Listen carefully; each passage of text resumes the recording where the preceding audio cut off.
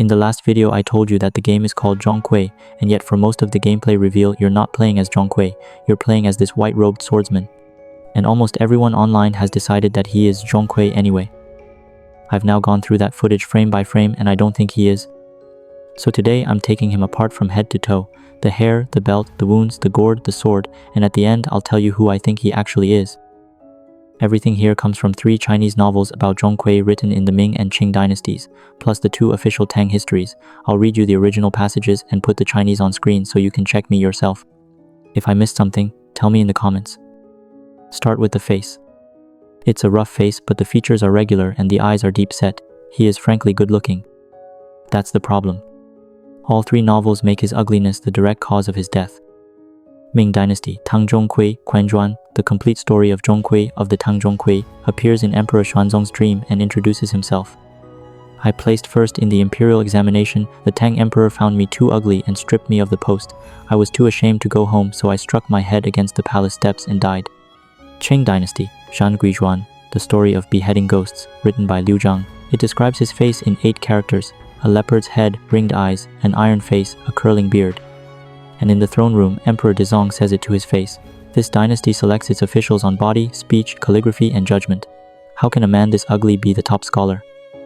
Body, speech, calligraphy, and judgment were the 4 things Tang officials were actually chosen on, and body comes first. Body means appearance and bearing, so the emperor is saying in public you can't be the top scholar looking like that. The 3rd novel, Ping Juan, the story of quelling ghosts, opens with the same thing. Only because his appearance was ugly, he didn't place first. In a fit of rage, he smashed his head against the palace pillar on the golden steps and died. 3 books, 3 authors, more than 2 centuries apart, and all 3 lock onto the same fact. He's ugly, ugly enough to lose the job, ugly enough to die over it. Put a handsome man in that story and the whole chain of cause and effect breaks. Why would he ever fail? Now look up. High top knot, a few loose strands and nothing on his head, 1 cloth band holding the hair, and that's it. The old Book of Tang, in the treatise on dress, and the Wood statutes are strict about this. Tang scholars and Tang officials wrap the top knot in a futu, at court and in daily life. A futu is a length of cloth wrapped around the top knot, standard male headwear of the Tang. So a Tang scholar walking around open country with a bare top knot is telling you something. He's outside that system. Now look down at his waist, 2 belts with a row of metal plaques on them. Those plaques are called kua, decorative plates fixed onto the belt. What material you were allowed to put on your belt in the Tang was written into law. The new Book of Tang, treatise on carriages and clothing, 1st and 2nd rank, plaques of gold, 6th rank and above, rhinoceros horn. 9th rank and above, silver commoners, iron. The same chapter fixes the count. Yellow is the dress of unranked clerks and commoners, with 7 copper or iron plaques, 7 for a commoner. His plaques are dark metal, no gold, no jade, no silver. The metal tip hanging off the end of the belt is called a tawei, and the new Book of Tang explains why it has to hang downward. The belt tucks its head below. This is called the tawei, and it takes the meaning of obedience. Pointing down means submission. A Tang belt tells you a man's rank, and this belt answers commoner.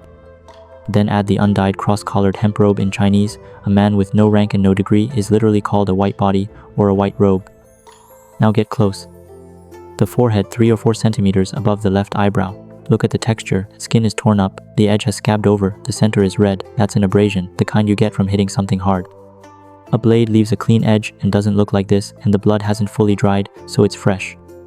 There's a second one on his neck. That shot is dark and I'm not going to oversell it, but it's there. Remember those 2 positions? We come back to them.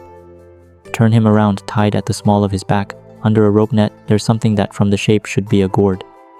In this material, a gourd holds 2 things: medicine and ghosts. In the complete story, heaven sends a Taoist down to save Zhong Kui's father, and that Taoist carries a gourd on his back and holds Lu Dongbin's fan with elixir inside. And Fahai a Yuan and Ming Taoist ritual collection, has a spell that goes, take them into the gourd and cut the spirits down, split the evil and behead the ghosts into dust. You put the ghost in the gourd and then you kill it. The sword sits on his back. The grip and the scabbard are both wrapped in green ray skin, shark or ray, and those grains genuinely stop your hand slipping. Chinese sword grips really did use this. That part is real. The pommel and the guard are close to a Rui cloud head shape, dark metal with open work. Now look at the mouth of the scabbard. There's a ring on the side. That ring is for hanging the sword off a belt. Chinese swords were worn at the waist. Early on, a slide on the scabbard called a ji went through the belt. After the Tang, it changed to a 2-point suspension with rings on the scabbard, cords through the rings, and the sword hanging at the hip. The metal fittings on this sword are built for wearing at the waist. And then he took a green cord, crossed it in an X across his back, and tied the sword there. Carrying a sword on your back is basically an invention of martial arts fiction and film. So the parts are researched and the way he wears it is wuxia. The whole Black Myth series works like this. Real material underneath, a layer of martial arts fantasy on top. That's everything I can see on him. So here are 3 candidates, and then I'll tell you which one I'm betting on. Candidate 1. He's Zhong Kui.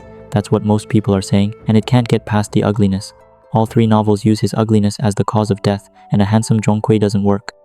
Unless the game makes him ugly later, and I'm leaving that open. Candidate 2. He's a nameless protagonist, the way the Destined One was. Black Myth Wukong is named after Sun Wukong, but you play the Destined One, not Sun Wukong. Same studio, same naming trick, 1 game ago. That's a precedent. And the bearded Zhong Kui riding the tiger in the trailer is clearly not the same man as this one. Candidate 3, and this is the one I'm betting on. He's one of Zhong Kui's 2 officers.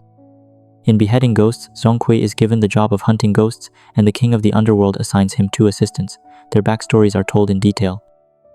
The first one is called Xian Yuan. I was a poor scholar, no parents above me, no brothers below me, alone with nothing. A broke student with no family, then he finds a patron.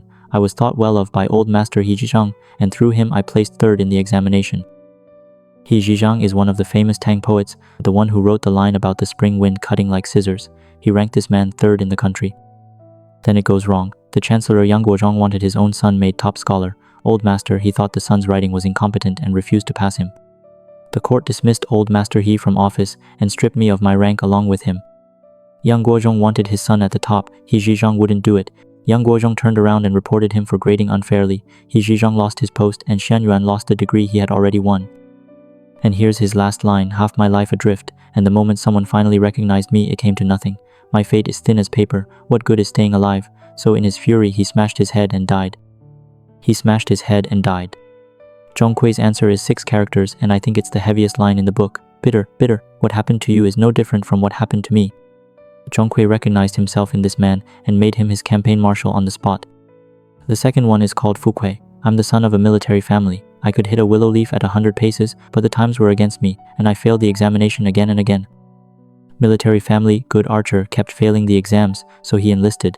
Then the commander An Lushan lost a battle and got trapped in the enemy formation, and Fu Kui fought his way in and pulled him out. Afterwards, An Lushan used his connection to Lady Yang to tell Emperor Xuanzong that when a commander loses a battle, it's because the men under him didn't try. And so they beheaded me. He saved the man's life and got a blade for it. Zhong Kui made him his vanguard. Now put those 2 stories back onto the character. The forehead wound, Xian Yuan who smashed his head and died. The cut on the neck, Fu Kui, so they beheaded me. White robe, no headwear, Xian Yuan, the poor scholar whose degree was taken back. The armored forearm, Fuxin of a military family. Iron commoner plaques, both of them lost their rank. He's dressed as a scholar and equipped for a battlefield. Those 2 things sitting on one man is strange on its own. So I'm betting on candidate 3, he's one of Zhong Kui's officers, or a man who's about to become one, going by the clothing and that wound on his forehead. Xian Yuan is the stronger line. Game Science put 8 lines of dialogue on the gameplay reveal. Here's the last one. Who says the road to the Yellow Springs is far? Good, I'll walk it one more time. The Yellow Springs is the Chinese underworld. One more time means he's walked it before. And in the complete story, when Zhong Kui is sent down to inspect the underworld, he passes an archway with 6 characters on it. Nai Hipas, the road to the Yellow Springs. So what happened to Xian Yuan after he died? The book says the king of the underworld pitied me for being wronged and was about to report it up to heaven when my lord came asking for officers. Zhong Kui came asking for men at exactly the moment this one died. Honestly, this reading has 2 weak points.